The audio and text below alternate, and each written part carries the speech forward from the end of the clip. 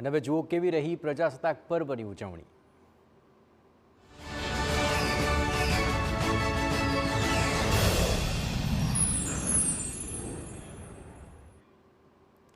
કચ્છમાં 25 પહેલા આવેલા વિનાશક ભૂકંપનું જીવ ગુમાવનારાના સ્વજનોને સ્મરણાંજલિ અર્પણ કરવામાં આવી। સ્મૃતિવનના પ્રાંગણમાં સંગીત સંધ્યાનું આયોજન કરવામાં આવ્યું હતું।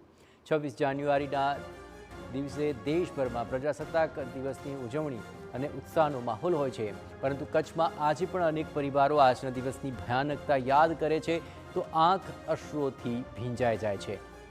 25 વર્ષ પહેલા ભૂકંપે વેરેલા વિનાશમાં અહીં 13,000થી વધુ જિંદગીઓ હોમાઈ ગઈ હતી।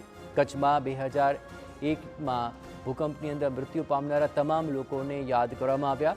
કચ્છ મોરબી સાંસદ વિનોદ ચાવડાના સમાજ નવનિર્માણ ટ્રસ્ટ દ્વારા વિશેષ સંગીત સંધ્યા એક શામ શહીદો કે નામનો કાર્યક્રમ યોજાયો। સ્મૃતિવન કે જ્યાં ભૂકંપની હોનારતના જીવ ગુમાવનારાઓના નામ અંકિત કરવામાં આવ્યા છે, તેના પ્રાંગણમાં સંગીત સંધ્યાનું આયોજન કરવામાં આવ્યું હતું। જાણીતા સંગીત કલાકારોના સૂરથી કાર્યક્રમમાં આવેલા દરેક લોકો દેશભક્તિના રંગે રંગાયા તો દેશભક્તિના ગીતો પર સેનાના જવાનો પણ ઝૂમી ઉઠ્યા। સાંસદ વિનોદ ચાવડાએ જવાનોનું વિશિષ્ટ સન્માન કર્યું હતું।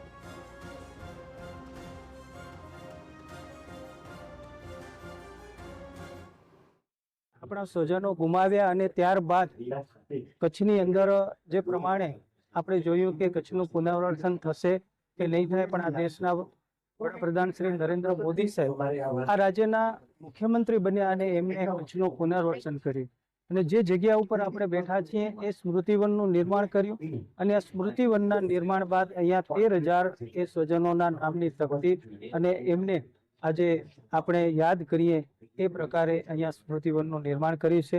ત્યારે અમારા ટ્રસ્ટ દ્વારા દર વર્ષની જેમ આ વર્ષે પણ આ કાર્યક્રમ ભુજ મધ્યે અહીંયા યોજવામાં આવ્યો।